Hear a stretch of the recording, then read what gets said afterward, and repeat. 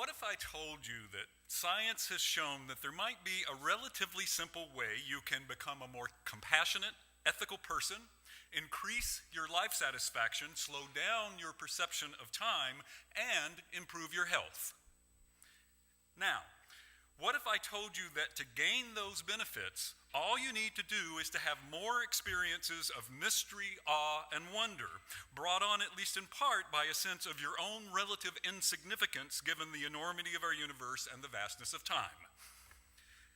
The good news is, paradoxically, the experience often also involves a mysterious, ineffable sense of expansion, of connection to, even oneness with, all that is, ever has been, and ever will be. Within these experiences, there is also a sense of non-duality, that the ultimate reality is non-linear and much more complex than can be expressed through either-or thinking. Now, broadly defined, these are sometimes called mystical experiences, and mysticism, a belief that this type of experience is necessary for faith, can be found within all of the major world religions. Mystic sects have developed within each of the world's religions that have created various practices, some very solitary and some communal, intended to bring about these kinds of mystical types of experiences. Within the monotheistic religions, mystics believe that one can only know the ultimate reality of God through this mysterious, awe-inducing direct experience of the divine. And this is because God is so large and so great, so beyond our usual comprehension. God is beyond what words and concepts can capture, and so this ineffable and fleeting experience of oneness with God is necessary to have faith for these folks. For instance, many Hindus have concepts called the Atman, that's the individual soul of the self, and the Brahman, a sort of cosmic, overarching soul. The merging of the Atman into the Brahman is necessary for Hindus, for human beings to end this continuous cycle of suffering and death. Paradoxically, though, the Atman has always been the Brahman. The Abrahamic religions, Christianity, Judaism, and Islam, they all also contain mystic sects. For example, the Muslim Sufis engage in practices and a way of life intended to bring about experiences of the divine, experiences of awe and wonder over a sense of both insignificance in the face of the divine and at the same time oneness with the divine. Again, we find that sense of paradox and non-duality. Now, notably, mysticism doesn't require belief in a deity at all. For instance, in Taoism, there is a mystical sense that one must flow into the Tao, which is literally translated the way, and it's more a process, pattern, and substance underlying all that exists and that can't be grasped as an intellectual concept. It must be lived and experienced. Likewise, the Buddhists have this concept they call no self, or release of self, that must be experienced in order to know Dharma. Dharma is the ultimate reality that involves constant paradox and change. But even the very concept of non-self for Buddhism is non-dualistic. It's like the flame in our chalice, which visibly exists to our eyes and yet is actually being burnt away and begun anew in each new instant, and therefore also does not exist. And one can certainly find mysticism within Unitarian Universalism.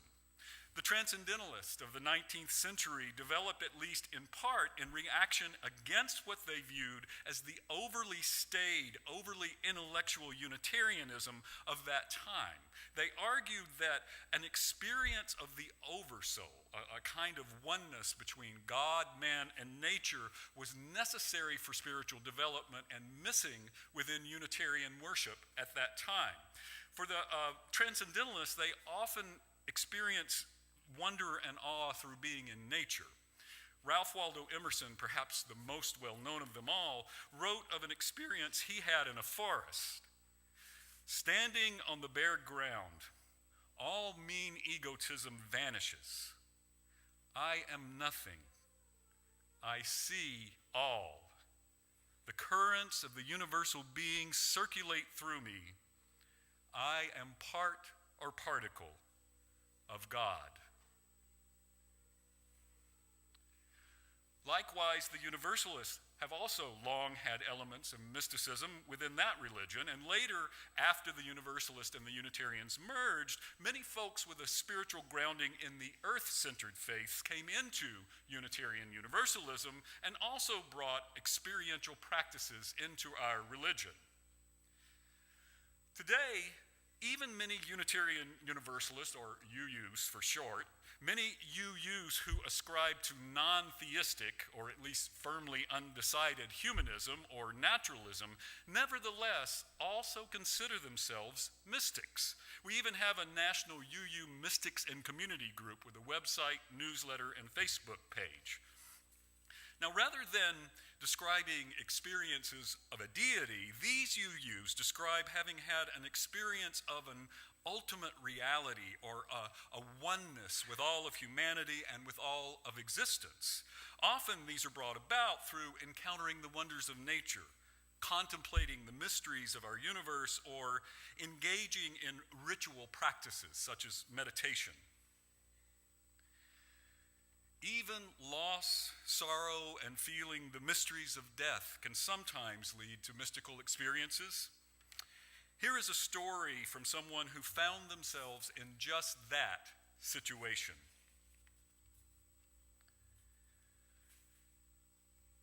It was a few weeks after my mom died. I was lying in my bed the evening after her memorial service. I was experiencing this strange mixture of grief and gratitude all at once. Gratitude that she was no longer suffering. Gratitude that I had been able to be with her until the very last. I'd been able to look into her eyes and tell her how much I loved her and how grateful I was for all she had done for me. I held her hand and sat with her even after she had fallen silent and her eyes had gone dim. I was there at the sacred moment when she exhaled her last breath. At the same time, I was feeling overwhelming sadness and grief over losing her. I had this sense of unreality. How could it be that I would never see her again, never get to hug her again or tell her that I love her? And there was this feeling of being unmoored. With my mom now gone, I felt unanchored in my world, adrift and floating without direction. And as I drifted between fitful sleeping and then waking up, being washed over by great waves of sadness and sorrow and contemplating the mysteries of life and death and my own mortality, I suddenly had this experience of spreading out, dissolving into that was all around me. It's hard to describe, but it's as if I was in the leaves of the trees in my yard and the roots of the plants in my garden. I flew when the birds, swam within the creatures of the sea, moved within my fellow human beings and the myriad creatures of our earth. So too was I in the rocks and stones, in the wind and rain, ever expanding, ever dissolving, ever no more, and yet ever everywhere. I would swear it was not a dream. It didn't feel like a dream. It seemed more real than a dream, somehow more real even than day-to-day reality. And then it stopped. I was in my room again, me again. And yet, I felt a greater sense of peace, a greater acceptance. The grief and sorrow weren't gone, but somehow the unreality was no longer so present. The feelings I was having seemed more right, more necessary. And then, I have no idea why, but into my head popped the one about how the Dalai Lama orders pizza. He just calls up and says, "Make me one with everything." And that terrible joke sent me into a burst of giggles. I realized that I couldn't remember the last time I had laughed or felt joy. And suddenly, I knew that I would eventually find my bearings, get anchored in my world again. I would miss her profoundly the rest of my days. And yet, the love I knew for her would go on, carried within an all-encompassing love that is enduring and may well even be eternal. So that story is an example of how, in some way, delving into mystery, allowing ourselves to be drawn into that sense of awe and wonder, letting mystical experience happen if it comes, seems to be helpful to us. As I mentioned earlier, scientific research is beginning to discover that it can be beneficial to us, whether we associate such experiences with a divinity or not. I don't know why this might be true. It's a mystery.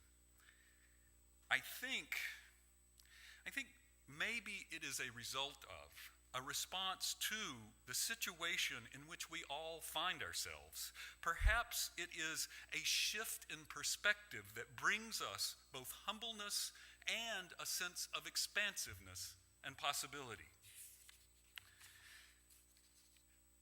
David Eagleman, a neuroscientist at Stanford, illustrates this perspective shift through describing what happened some years ago when NASA conducted the Ultra Deep Field experiment. In this experience, NASA repeatedly pointed the Hubble telescope at a tiny point of our sky that appeared to be completely dark, so tiny that it would be the equivalent to our perspective of looking at the tip of that pencil held at arm's length. They used technology I don't completely understand, but what they were hoping to do was to capture any light photons that might have emanated from that tiny patch of space that wouldn't be visible to the naked human eye, but could be detected through the Hubble lens and through their technology. They thought they might discover a few stars previously unknown to them. Instead, they saw thousands of galaxies, trillions of stars like our own in just that tiny patch of dark sky. And because the light from those galaxies had traveled such a great distance to reach the lens of the Hubble telescope, it had taken a very, very long time for it to cross that distance, even at the speed of light. Those thousands of galaxies, those trillions of stars in that tiny patch of our sky had existed billions upon billions of years ago. Now, place ourselves and our lifespan within that immensity, the enormity of the size of our universe and the vastness of that kind of time period. It's humbling and yet awe-inducing. For Eagleman, the enormity of the mysteries that surround us, the vastness of what we don't know, far from being frustrating, is full of wonder, creative potential, and almost infinite possibilities for new discoveries. In fact, he calls himself a possibilian and rejects both fundamentalist, literal interpretations of the world's religions, but also rejects the absolute certainty expressed by some of the neo-atheists. He quotes Voltaire, that's right. He quotes Voltaire, who said, "Doubt is an uncomfortable position. Certainty is an absurd one." Over the past 400 years, science and mathematics have brought us wondrous discoveries about how our world and our universe work. It has created amazing advances in technology. It has even expanded the average human lifespan. And yet, all that we do not know in this incomprehensibly vast universe means that ours is still a very, very small island of knowledge floating in an almost infinite sea of mystery. If we think of our current knowledge as that island surrounded by an immense sea of what we do not know, that means that even as we learn more, as our island of knowledge grows, the circumference, the perimeter of where our knowledge bumps up against the sea of the unknown also expands. We generate even more questions and more potential discoveries to explore. Now, that sea of the unknown includes that which we cannot yet explore scientifically because our scientific toolkit doesn't yet have the ability to observe and measure it. It is the yet to be discovered territory, the possibilities within which our island of knowledge will continue to grow, continue to take us into new understandings and new possibilities. And the unknown also includes the meaning making and the experiences of beauty that we create for ourselves over and over again, generation after generation, as we learn more and create new metaphorical understandings. The art and poetry and theater and dance and literature and storytelling and music that we have not even yet imagined. And the unknown also includes how we're interconnected with our web of all existence in ways that we do not yet fully understand. Given this perspective, how can we not be mystics? How can we not look out over that sea of mystery and be filled with awe and wonder? Perhaps our human capacity for mystical experience is there to give us a glimpse into that almost infinite sea of mysteriousness that surrounds us, to help us gain that shift in perspective, to fill us with a sense of humility, expansiveness, and interconnectedness all at once. My friends, we call ourselves a people of faith. The very word faith implies an acceptance that there is much we do not know, that revelation is not sealed, but rather is continuously unfolding. Given that, shall we embrace the unknown, praise uncertainty, celebrate nearly endless possibility? What if we did that? What if we dive into the sea of mysteriousness and swim in its vast waters, at least from time to time? Might it be where the divine is yet to be discovered?